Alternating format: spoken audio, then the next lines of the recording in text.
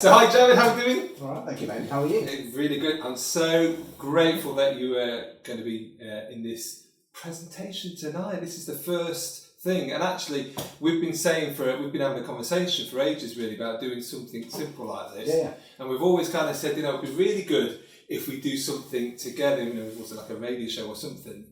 But we've got this! We're now going to be on TV, the big interweb thing. Make our own radio station. Make our own radio show. So this really is the start of a journey, and the whole process of what we were trying to do through this podcast or vlog or whatever you want to call it, blogcast, is to ask the questions that people have asked me at question and answer sessions but didn't feel that they could actually ask them up front. Okay. And the reason that might be is because they think they're either silly questions or they don't want the embarrassment of being talked about in that way. And so they'd come up to me afterwards and they'd say, "Here, Danny, can I just ask you this?" And so I thought, actually, that's a real interesting insight really to where people are at with their ministries and different things, and I want this to basically scratch where they're itching. So I thought I'd come round and see my friends, I'd have a chat with you over coffee in your environment, people that are living the kind of the ministry life in the sense of a worship setting, and ask those questions so that they can know those answers and feel nice and secure and thinking, somebody else is answering that. So it's good, isn't it? So this is you, this is Jared Trokis. Let's go to the very beginning. Just give us a little bit of background, who you are, where you're from, family life, and where do you want me to start? How long? So you haven't always been in this country for starters, have you? No. So let's kind of go back there. So young Jared, what does it look like? Goodness. Okay. Let's go back to probably the most significant moment in my life, I guess, when I became a Christian. I was 12 years old. I was at a really interesting church called Highway Community Church in South Africa. Okay. Which is where I'm from. And I distinctly remember one night it was sort of sun worship time, and for whatever reason I just started crying uncontrollably. Was kind of taken to the back by, at the time, my friend's dad, and he obviously, in the church context said, "Do you know what's happening?" And I said, "Absolutely not." He said, "Do you want to know Jesus?" And I was like, "Well, this sounds great." Wow. And so during what would be commonly known as a worship set, I gave my life to God. Was one of those that didn't quite bed in straight away. Sure. So it took me a little while to kind of find the relationship and the Holy Spirit and all the good things that came part of that. What was interesting was actually, at the time, I was trying to learn how to play an instrument, and had been for most of my life. But when I encountered the Holy Spirit for the first time, it almost seemed to come natural, or naturally, should I say, that I picked up the bass guitar, and it was almost like a second or third arm, I guess. I found it really enjoyable. I loved playing bass at then I moved to a Baptist church. That's your first instrument? That's my first instrument, yeah. Because you don't play a bass. Well, you do play bass, you probably still play bass, don't you? But when I can, when you lead from guitar, maybe, yeah. Don't you? What was interesting actually was when I started at this church called Ganubi Baptist Church, I led a bit on the acoustic guitar. It was the first time I ever led worship. I was 16 years old, and I borrowed a friend's guitar. But because of lack of musicians and what have you, I actually led for most of my time at the church. I led from the bass. How cool is that? Yeah, it was surreal actually thinking back to it. But because that's normally on the back line, isn't it? Like bass, So I was right up the front. And actually, there was another band who were they were called NYPD. Yeah. For the life of me, I can't remember why. Not New York Police Department, but there was something to do with that. And they were like a cover band for worship music, and their frontman led from the bass, and so I guess that probably inspired me to some degree. I did see once a drummer lead from Phil Collins, was it? Well, I think you probably thought it was Phil Collins, to be fair. But I mean, could you imagine Mikey and that having drum mic banging around and then still trying to lead vocally? I mean, that was a challenge, obviously. But so you started in South Africa. Yeah. What was the transition into the UK then? What was go to that? My whole family basically, when I was 18, decided that they'd had enough of the kind of political landscape of South Africa. And my mum, being British, she was born here in the UK, decided that it was time for us to move on. And so we all I stayed in South Africa for 6 months. I was doing a year out with the church. So I moved December 2009, the 6th of December 2009, I landed in the UK. So what then? I mean, this is just like a little cheeky bonus aside. So Yeah. I assume you came on a plane. Yeah, not a ship, like Not a most ship. people think. So like, come into the UK, what was your headspace? Because obviously I can imagine that as a transition, certainly as a young person, would be huge, because it's kind of, I don't know, was it excitement, was it fear, was it anticipation? What would... I think it's probably everything that you can imagine. If you put yourself in a position of leaving everything you've ever known in terms of culture, friendships, weather, and landing somewhere that is the polar opposite almost in all of those aspects. And even church life was really a culture shock. The British church isn't like the South African church in many ways, which is beautiful. Because I love the fact that the church is one, but it's different. It's a different expression. It was actually, I don't think I've ever spoken about it very much other than to my wife, but it was a really, really dark period in my life where I struggled to think that God was even real or that He even cared. It was actually. Do you think that was from a kind of, in a sense, of what you were leaving or what you were coming to? So when there was obviously a kind of a disconnect, so is God real? Was that mourning what you'd lost, or in confusion of what you were gaining in coming to the UK? Do you think? I think, you know what, when you I guess it's much like a stable, right? If you were to knock the legs out from underneath it, the support system of friendship, culture, a loving church that you know people in. And go to somewhere where you're a complete unknown and a complete stranger, that the whole thing kind of feels like it sinks. And so, cut a long story short, it wasn't until I hit rock bottom really that I felt God sort of building me up again. I mean, when I came over here, I had dreams and visions of being a pastor and going to study theology, and all that kind of stuff. And for the one reason after another, that just never transpired. And so you start to think, this supposed calling that I thought I had and my destiny was just lost and thrown aside. And so, you kind of have to start again from scratch. It's almost like living with disappointment.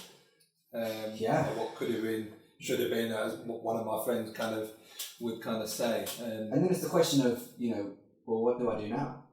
Yeah. What did you do then? So I had a string of really random jobs. I worked in the what is now the 111 service. Sure. I worked with a company that taught drama, music, and dance to people with disabilities. I worked in a call centre called Interflora, which is a flowers in Sleaford, actually. Sleaford, I know the building well. And then I took 2 years to work as a volunteer for Energize, which is a youth work program in Lincoln, led by a fantastic guy called Dan Hargreaves. I learned tons on those 2 years. I was kind of thrust into ministry, and so in that context, I actually picked up leading worship again, which was amazing. And it started in a really small room of what was 9 young people my age, and then through that proved the whole, we love to say it, don't we, the faithful and the small, and then God will give you the opportunity.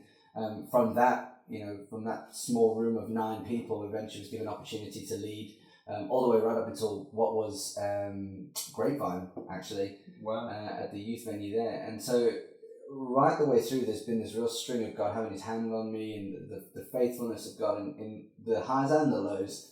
And even when there were times where I sort of was unfaithful, there was always that kind of, God's never let me go. So for all those kind of young aspiring worship leaders who might be coming through, they might end up watching this, what was the process? So we've talked about being faith in the little, and then that's built and built, but did you walk in and go, hey guys, I can play the guitar, look at this, and then get seen, and that was the opportunity? I mean, what was that process of? I mean, you might not be able to remember now, but I mean, we're going back probably 9-10 years, but I think I think the real point for me was actually just having that conversation with the then worship leader at Lincoln, Howard Williams, and just saying, hey, like I want to serve. How can I serve? I play these instruments, and I have I have some time, and so. Well, so it's the willingness to serve for one. Yeah.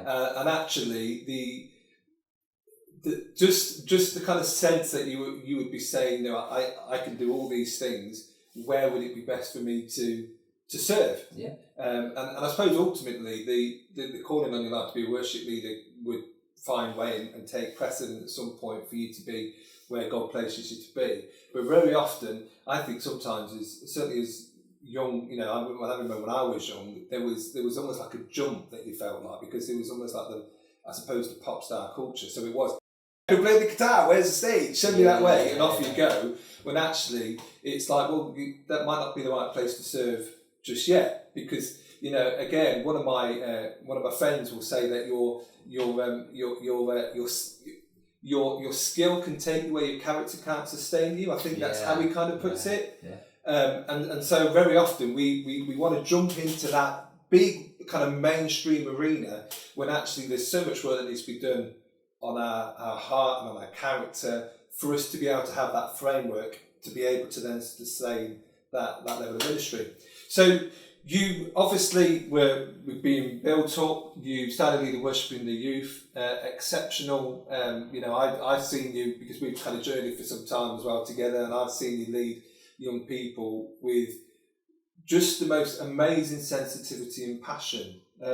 Just talk about that a bit, because just your kind of heart in that, because actually I don't know whether you either even realise it to the extent, but just the influence that you have and continue to have over young people that are vulnerable, dealing with issues, but within that worship kind of setting and building up them into being worship teams. Yeah, I think a lot of it stems from my time in South Africa, where I had some fantastic mentors, and most of my time was actually spent leading worship in those services with young people right from the age of 8 or 9, all the way through. But more so than that, actually, I think it's possibly because of my background and my family history, and I won't go into it too much just because I don't think we've got time. But growing up, I grew up without my dad, because he'd actually so much as even phoned me and told me that he didn't love me or any that sort of, like I said, we can go into that another time. Sure. But for me, there's a real heart for, I guess, just having, how can I put it? There's that, I don't want to say the father's heart, but there's that almost that overwhelming love for me. Sure. That I want to express it and kind of lead people to the place where they experience it themselves. And I guess for me, my relationship with Jesus is so real. I can't fake it. Yeah. And I've never been able to fake it. Come on.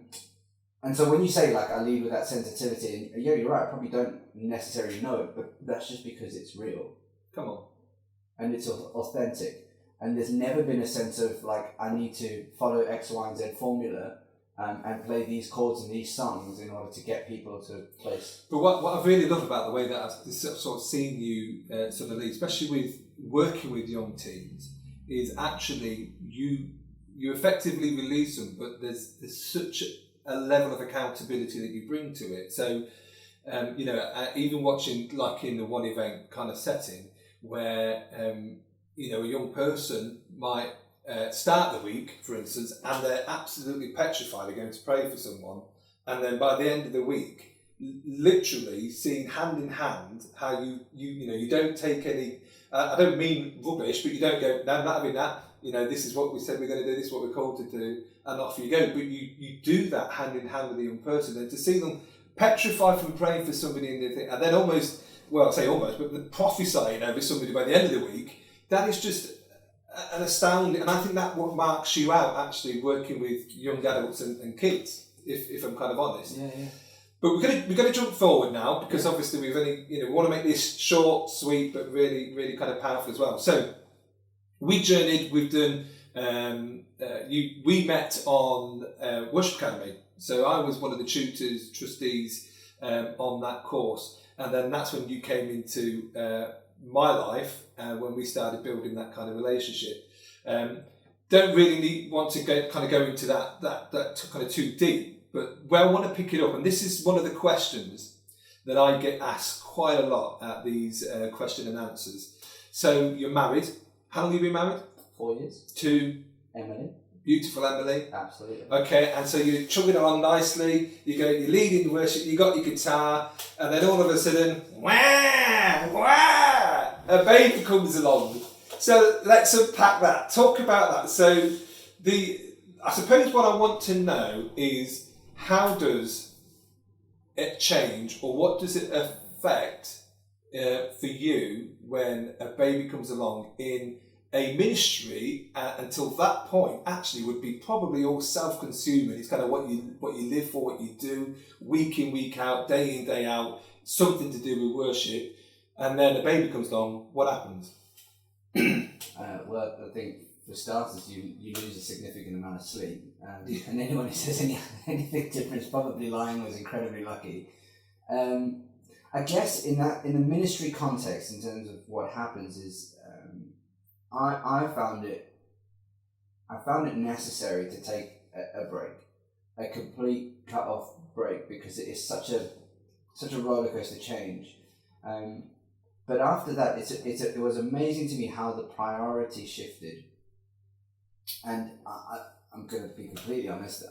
I found it that my mindset changed from this, which was everything about my week is gearing up to a Sunday, to the point where actually it's almost flipped on its head, where everything in my week is about my family and about, the day-to-day stuff.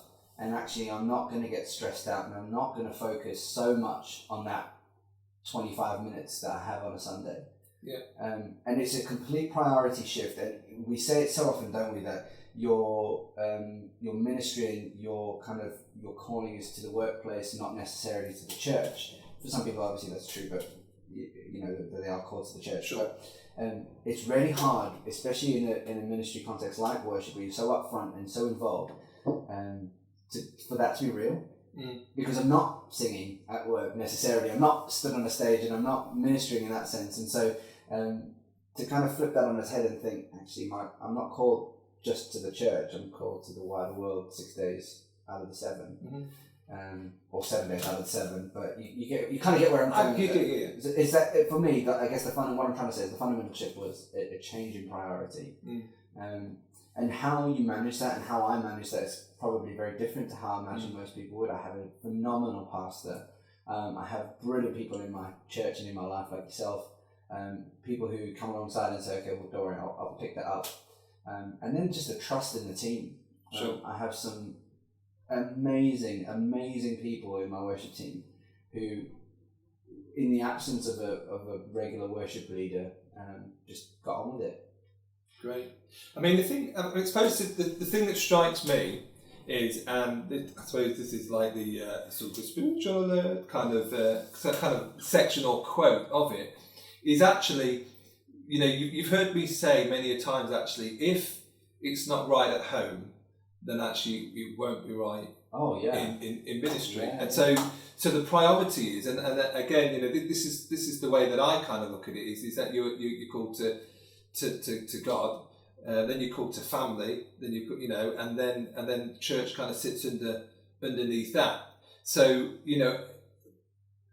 that is where I would sit on that. So it's if it's not right at home, if your relationship's been right at home, then it's not going to be right. People will see that translating on the stage. Absolutely. But I also think, and I also know, and this is what I try to live out, certainly my young, because I say young people, my kids are kind of pretty kind of independent now and getting quite old, is actually they need to see a dad and they need to see a mum that is completely sold out for what God wants them to do in their calling, but they also need the dad and they also need their mum. So what that meant for me while I was going through the ministry was, yes, they might see me travelling the highways and byways of the UK, sometimes overseas and things like that. But when I was home, I was completely home. So when the door closed, the kids knew that it was, it was Dad's time. They saw that I was committed. They saw what I would do. But then when I came home, I was completely committed. And to the point where we had this thing that said, if I was going to be upstairs, for instance, reading kids' story by bedtime and doing devotionals and things, then actually if somebody would ring, then they wouldn't get hold of me. And even every leader that I worked with, they knew that actually if they would ring and I was with the kids in that setting, they wouldn't get hold of me. And even if they said, well, it's the end of the earth, well then our generic response was, well, it matters even less then.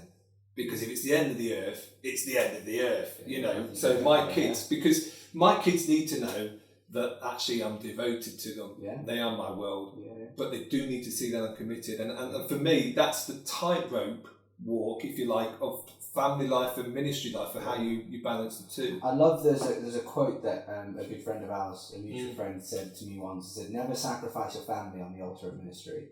Yeah. And again, you know, I remember a young guy sat in Lincoln at a Toby Carvery one Saturday morning. You said to me, if your priority is anything other than God Family Church, you've got it in the wrong order. And what the other thing that Danny was so beautiful that you said about that stuck with me was that you said, and your family includes your friends. And I think for me, that has been the marker really that I've built my life and my involvement in church, and we call that ministry, and yes, it is ministry to a certain extent, but that is the marker that I've built my life upon. You know, if a friend said to me on a Sunday morning that I was due to lead worship, if a friend said to me, I'm absolutely desperate, I need you, then, you know, in a sense, well, church is going to be, some worship's going to be from a CD that morning, because I'm called to my family before I'm called to the church. And actually, you know, I think sometimes we're so involved in our own self-worth that actually there are other people that can take, you know, like you say, take the slack. So you alluded to that, saying that there's people that's come in and kind of shared that load when those moments of having to draw back because of family and having a new baby sort of kick in. And so, I'll tell you what though, what's really interesting is the ability to take a risk on people. And taking a risk, especially with young people. And again, it's one of your quotes, and I flipping love it, because you actually said it last year, didn't you?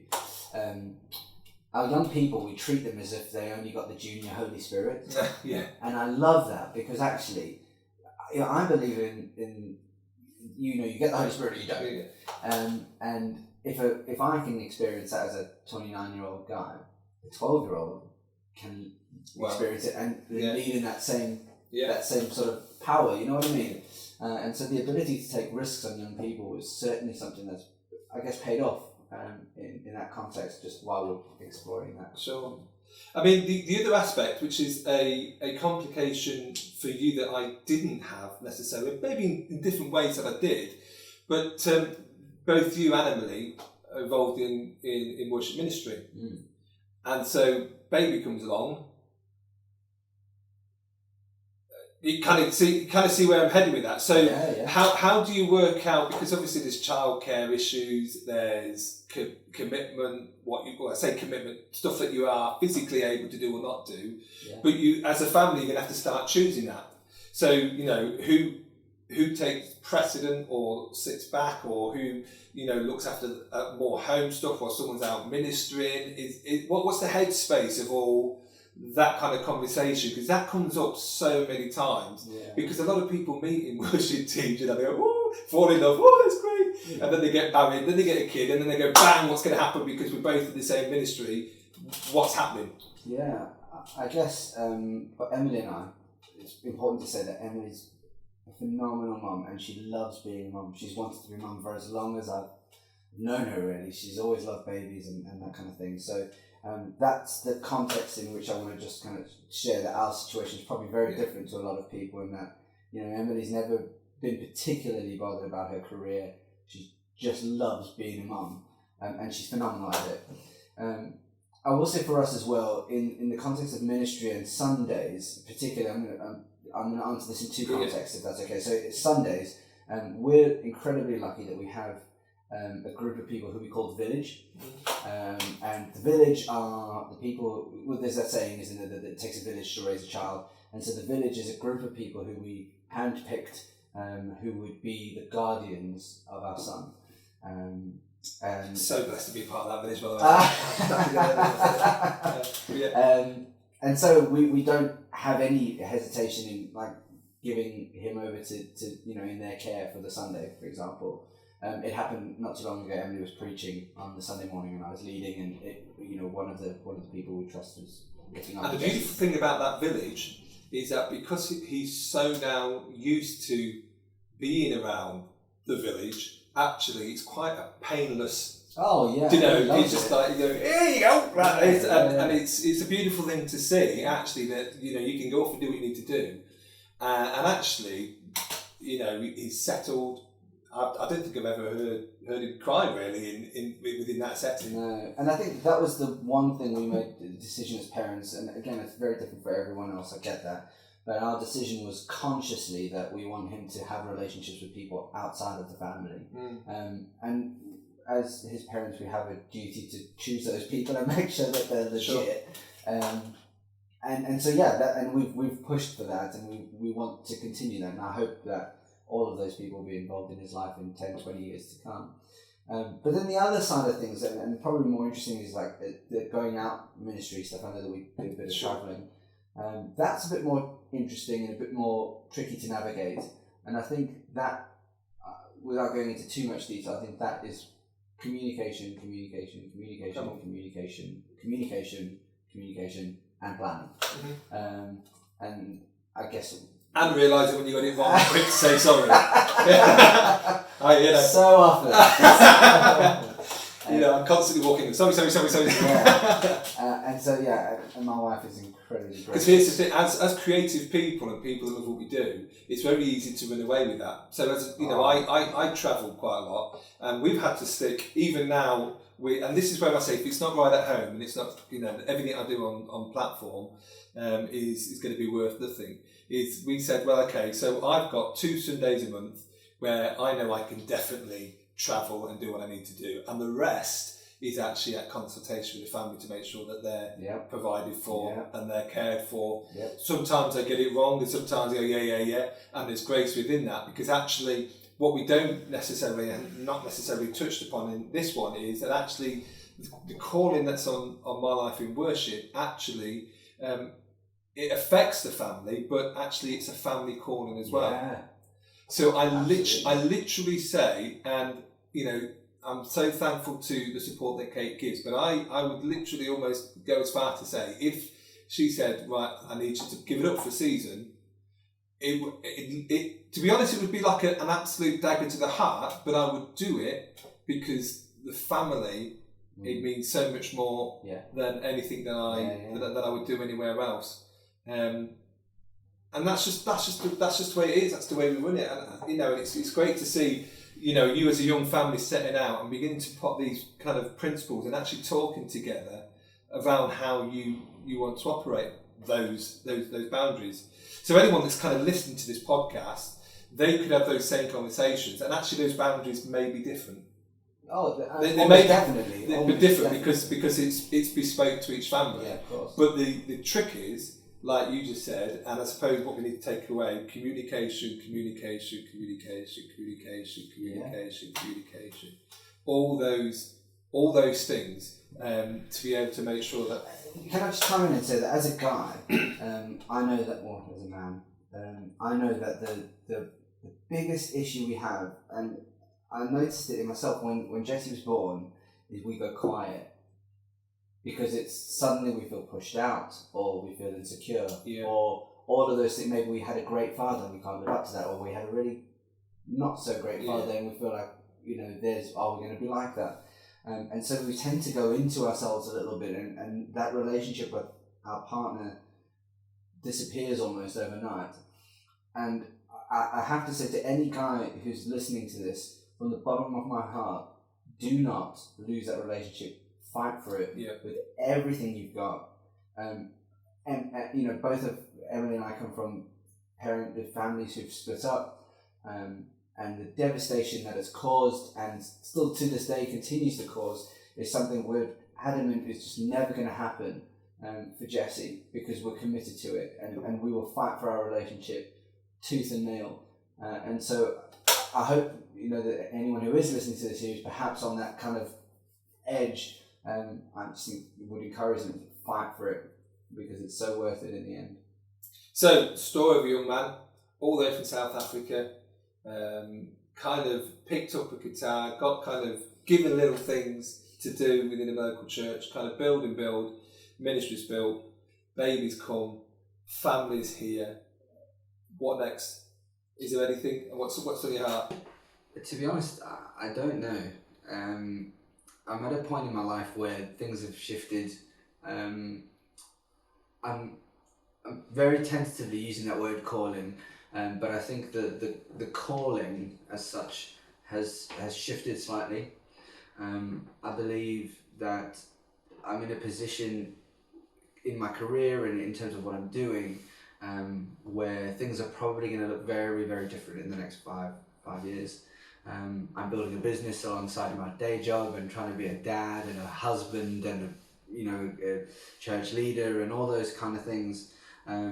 So the next thing for me is probably making sure that my priorities are set, my principles are sound, and that I'm disciplined in what I'm trying to build. Sure.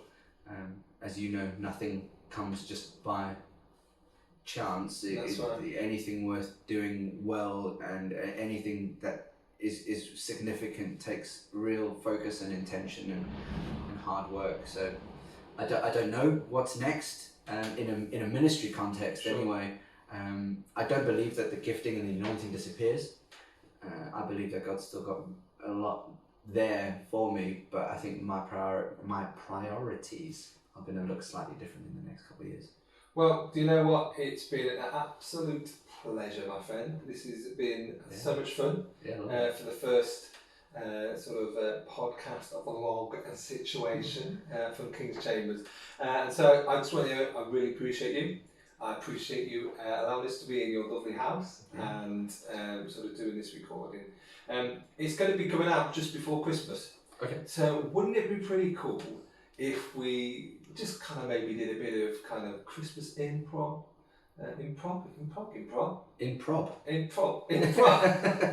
It's improbable. Let's do something Christmassy. Yeah.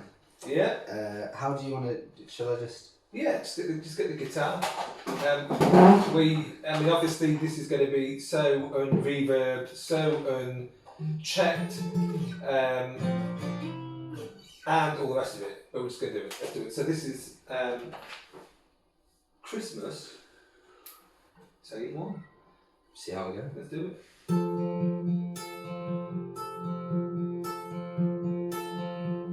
I could just leave you there now, couldn't I? Silent night, holy night, all is calm and all is bright. Round the emerging mother and child.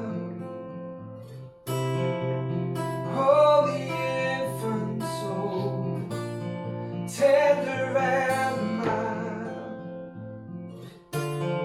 sleep in heavenly peace.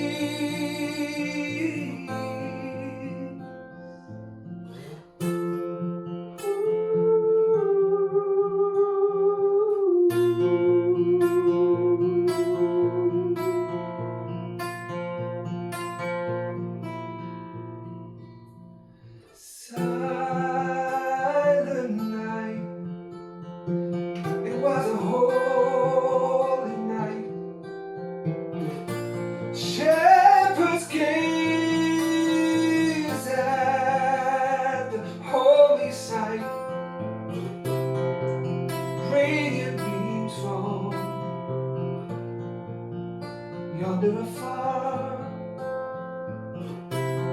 heavenly hosts they sing hallelujah.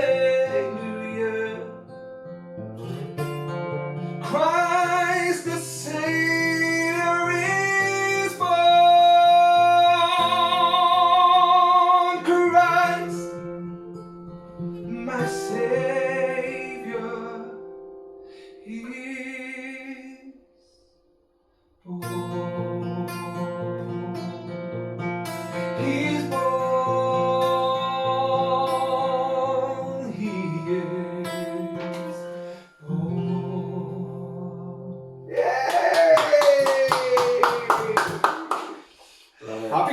everyone! Happy Christmas! Yay!